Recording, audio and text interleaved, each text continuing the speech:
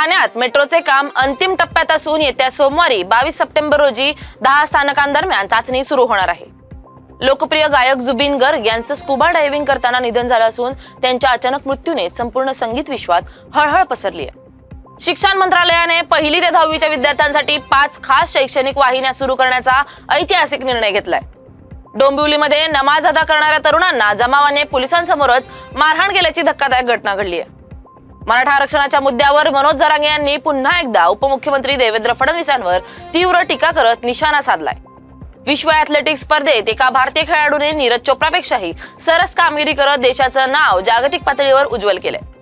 मुंबई अहमदाबाद महामार्गावरील वाहतूक कोंडीत अडकून 2 वर्षांच्या चिमुकल्याचा मृत्यू झाल्याने दुःखाची छाया पसरली। मुंबईतील ॲपल स्टोअर बाहेर आयफोन 17 खरेदीसाठी प्रचंड गर्दी झाली असून तरुणांमध्ये वेगळाच उत्साह दिसून आला।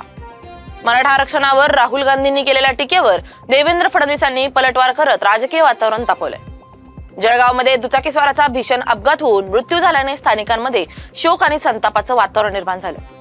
सर्वोच्च न्यायालयाने स्थानिक स्वराज्य संस्थांच्या निवडणुका 31 जानेवारीपर्यंत घेण्याचे आदेश दिले असून निवडणूक प्रक्रियेला वेग मिळणार आहे।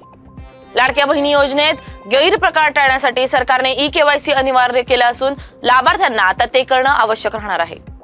राज्यात तब्बल 80,962 कोटींची गुंतवणूक होणार असून या गुंतवणुकीतून 40,300 रोजगार निर्मितीची अपेक्षा आहे। नागपूरमध्ये पुलावरून कार कोसळून झालेल्या अपघातात एकाचा मृत्यू झाला असून घटनेमुळे परिसरात खळबळ उडाली आहे।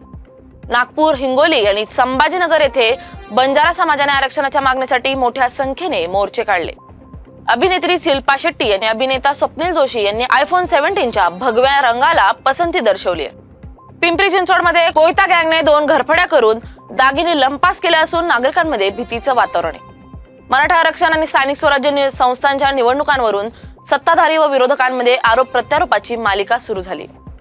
निवडणूक आयोगाने 5 राज्यातील विधानसभा निवडणुका जाहीर केल्याने सर्व राजकीय पक्षांनी तयारीला वेग दिलाय।